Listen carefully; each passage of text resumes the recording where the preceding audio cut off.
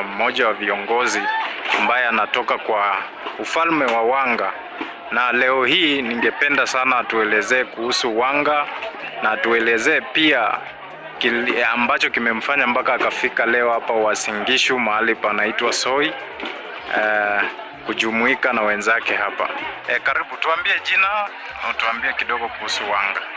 Kwa majina, mimi naitwa Harun Opanda Oluichi na natoka katika eneo la kifalme la Wanga, na huku Uasin Gishu County leo upande wa Soi.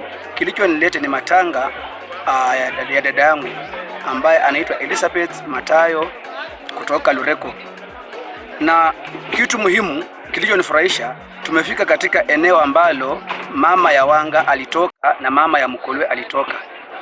Mama ya Mkolwe alikuwa anaitwa Ndelei na mama wa Wanga alikuwa anaitwa Shingishu, wote wakiwa watoto wa Chekai wa Indai, na walikaa maeneo ya Chepsaita pale ambapo huyu wanaita Faruk Kibet anatoka.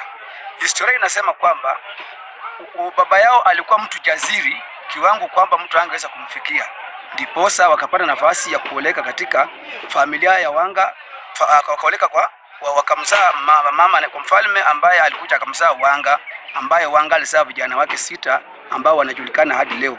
Lakini kitu kinachonifurahisha ni kwamba ule ujaziri Chekai wa Indai alikuwa nao kama babu mtangulizi. Unaona kwamba huu unaipuka ndani ya mtu ambaye ni Faruk Kibet. Faruk Kibet ni mtu wa ajabu katika nchi yetu leo. Ni mtu mwanaume ambaye ako na miguu ya chuma, ako na kiuno ya almasi. Faruk Kibet pia ako na ile unasikia kifua ya bronze. Sasa na ukienda kwa akili yake, ana akili ya kidhahabu. Ndiposa ukaona katika utendakazi wake ni mmoja wa wasaidizi wachache ambao walijenga tajiri yao kutoka kwa ubunge hadi leo hii tajiri yake ni rais wa Kenya. Na hata hivyo sisi hatungekuwako kama hao wasichana wangetoka upande wa Nandi huku, na hiyo inamaanisha kwamba wajomba wa Wanga walikuwa hawa wa Kalenjin ambao leo hii ni majirani zetu, na huyu Wanga ndiye alikuja akamzaa yule tunaita Wabala ndiye alikuja akamzaa Muswi akakuja akamzaa Chiwire naye akakuja akamzaa Msindalo akakuja akamzaa Chitechi akakuja akamzaa Netia akakuja akamzaa Osundwa ndiye alimzaa Wamkoya na Kweyu. Lakini upande mwingine Wamkoya akamzaa Shiundu ndiye alimzaa Mumia the king, the famous Mumia of the Wanga kingdom. Naye Mumia akazaa huyu tunaita Shitawa naye akamzaa Nabongo Mumia the second. Upande mwingine Kweyu naye alimzaa Oluichi, Okanga na Sakwa. Katika hiyo orodha Sakwa ndiye alikuwa kiongozi ambaye alimzaa Lutomia akamzaa Rapando akamzaa nani? Akamzaa Wambani naye akamzaa Morris Nabongo the second. Kwa hivyo sisi katika eneo la Wanga tuna furaha kwamba tuna uhusiano wa karibu na Wakalenjin ambao ni jirani zetu. Si uhusiano tu wa bure, kama wasichana wawili hawangeoleka kule hatunge kuweko. Unapata kwamba Ndelei alimzaa Mkolwe akazaa wa Marakoli, utapata ya kwamba naye Shingishu ndiye alikuja akamzaa nani? Akamzaa Wanga. Na kutoka kwa jina Shingishu ndio unapata jina Uasin Gishu County inazaliwa, na kutoka kwa jina kwamba Ndelei unapata Eldamaravine inazaliwa as a sub county.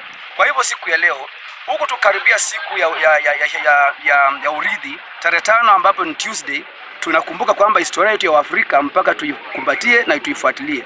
Kwa hivyo kwa ufupi ni hayo naweza kunena kati ya uhusiano wetu kati ya Wakalenjin na Wawanga na Wakolwe kwa ujumla. Lakini kijana Faruk na muombea Mungu aweze kumbariki, siku moja tutakuja kutana, kwa sababu yeye ameweka watu katika nafasi nzuri. Ukiangalia Malaba aliweka Ndakwa mkono akawa mbunge. Ukiangalia upande wa Malaba wakati Ndakwa aliacha kiti cha MCA, yule huyo aliweka mkono pia aliibuka mshindi. Kwa hivyo mkono wake pia ni mkono ambao ni wa faida na manufaa kwa wale ambao watakuwa tayari kutembea na yeye. Na leo tu ni hayo tu, tuweze kukaa kwa amani.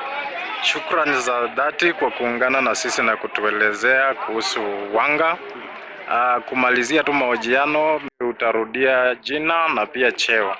Jina langu naitwa Harun Opanda Oluichi kutoka eneo bunge la Mumias East, himaya ya kifalme ya Wanga Mkulu, na nikiwa katibu mtendaji wa hiyo ya Washitete upande wa eneo la juu, na hivyo pia nikiwa yule anaitwa kama chief priest wa kuombea mambo mazuri, baraka. Shukrani.